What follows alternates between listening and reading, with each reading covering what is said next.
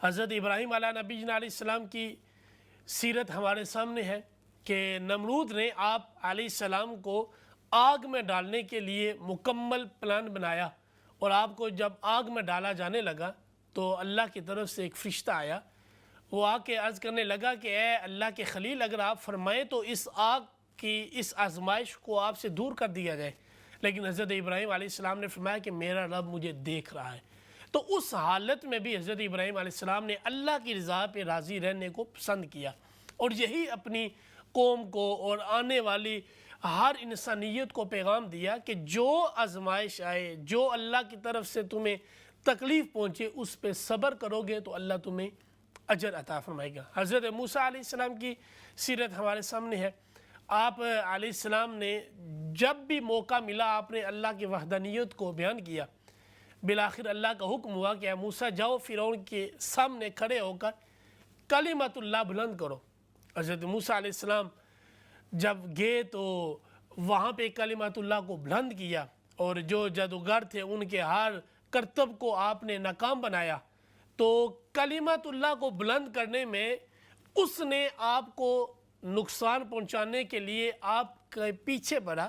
اور اللہ نے آپ کو سمندر سے راستہ دے کر آپ کو محفوظ فرمایا اور اس کو تباہ و برباد کر دیا۔ تو جتنے بھی پیغمبر آئے، اللہ نے جتنے نبی بھیجے،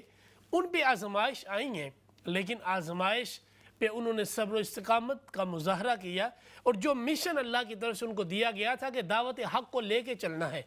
دعوت حق کو آگے پہنچانے میں کسی قسم کی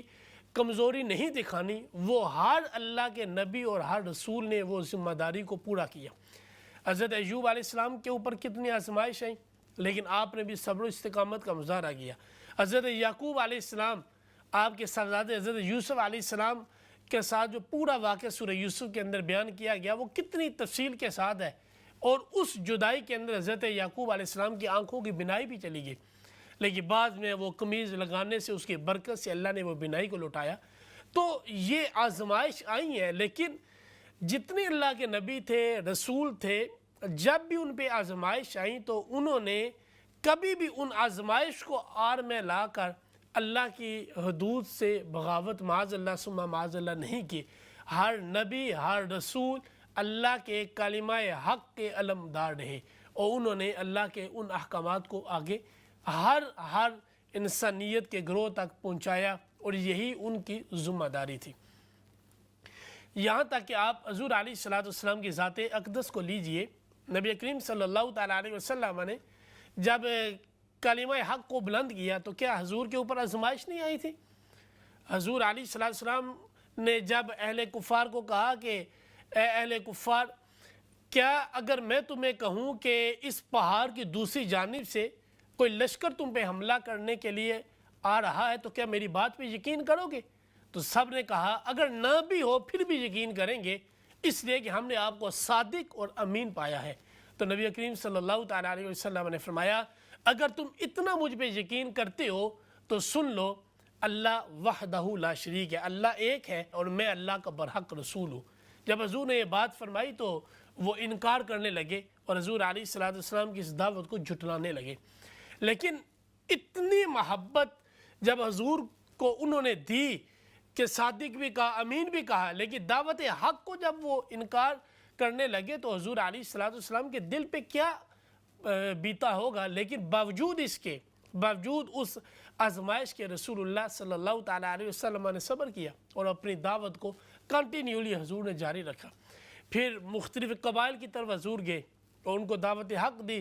کہ اللہ ایک ہے، اسی کی عبادت کرو، اس کے علاوہ کسی کے آگے سجدہ ریز نہ ہو، اور میں اللہ کا رسول ہوں۔ ہر ایک نے دعوت کو جھٹلایا۔ تو جب اہل مکہ نے مختلف آزمائش آپ کو پہنچائیں تو حضور علیہ السلام نے اپنا سفر طائف کی طرف باندھا، اور طائف میں جب گئے تو وہاں سرداران طائف جو تھے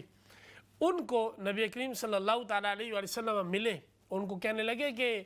میں اس طرح مکہ والوں کو دعوت حق دی، انہوں نے میری دعوت کو قبول نہیں کیا، اب میں تمہارے پاس آ رہا ہوں اور میں تمہیں کہتا ہوں کہ اللہ ایک ہے، وہی خالق ہے، وہی حقیقی مالک ہے، وہی رازق ہے، اسی کی عبادت کرو، اس کے علاوہ جن کے آگے تم جھکتے ہو ان کو تو تم نے اپنے ہاتھوں سے بنایا ہے، کیا جس کو تم بناؤ وہ رب ہو سکتے ہیں؟ نہیں ہو سکتے۔ نبی کریم صلی اللہ تعالیٰ علیہ وسلم نے ان کو فرمایا کہ اللہ ایک ہے، اس کی عبادت کرو، اور میں اللہ کا رسول ہوں، میں اللہ کا برحق رسول ہوں۔ تو جب حضور نے ان کو یہ پیغام دیا، یہ دعوت حق دی، تو وہ انکار کرنے لگے، انہوں نے آپ کی دعوت کو جھٹلا دیا۔ تو نبی کریم صلی اللہ تعالیٰ علیہ وسلم نے فرمایا، بعض کتب میں یہ بات لکھی کہ حضور نے فرمایا اچھا تم نے میری دعوت کو قبول نہیں کیا تو نہ صحیح، اپنے قبیلے کے لوگوں تک یہ بات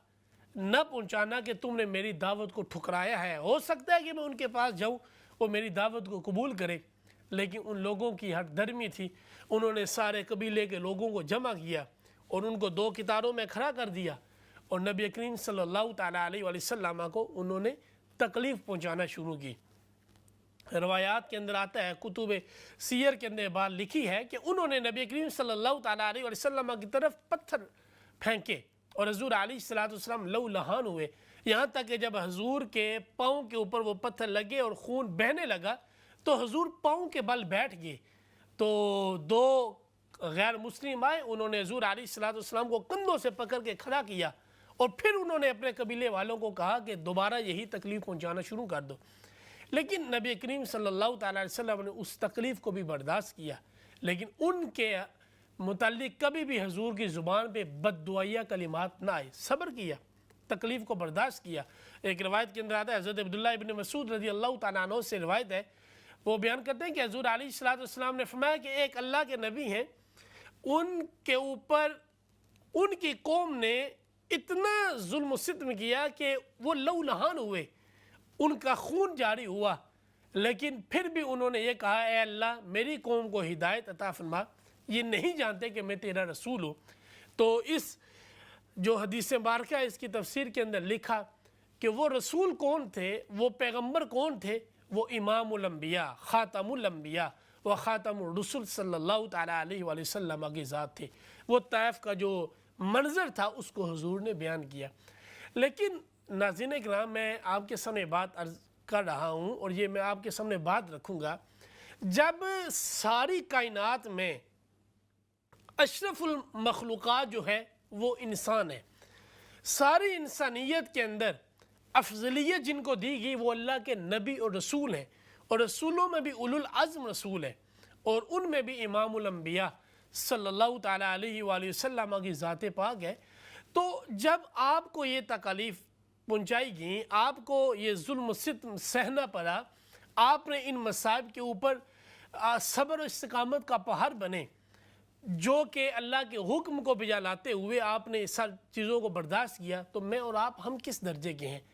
ہم تو اس درجے تک پہنچنا تو دور کی بات ہے، معاذ اللہ ثم معاذ اللہ، وہ ایک خاص درجہ ہے جو اللہ نے رسول اللہ پہ ختم کر دیا، اس تک تو کوئی پہنچ ہی نہیں سکتا، کوئی سوچ بھی نہیں سکتا۔ ان کے امتی ہونے کے ناطے ہمیں اگر کوئی دعوت دین کی بات کرنے سے آزمائش آئے تو صبر و استقامت کا پہاڑ بن کے اس آزمائش سے گزرنا پڑے گا۔ ہمارا کام دین کی دعوت دینا ہے، ہم کسی کو مجبور نہیں کر سکتے بھئی تم دیگر مذہب کو چھوڑ کے اسلام ہی کو قبول کرو، لا اکراہ فی الدین۔ اللہ نے اس دین کو کسی پہ جبراً مسلط کرنے کا حکم نہیں دیا۔ قد تبین الرشد من الغی، حق بھی واضح ہے اور ناحق جو راستہ ہے وہ بھی تمہارے سامنے ہے، اب جس راستے کا انتخاب کرو، لیکن قیامت کے دن کامیابی کا دار و مدار، رشد و ہدایت کا دار و مدار، صراط مستقیم جو ہے وہ اسلام ہی کہلائے گا۔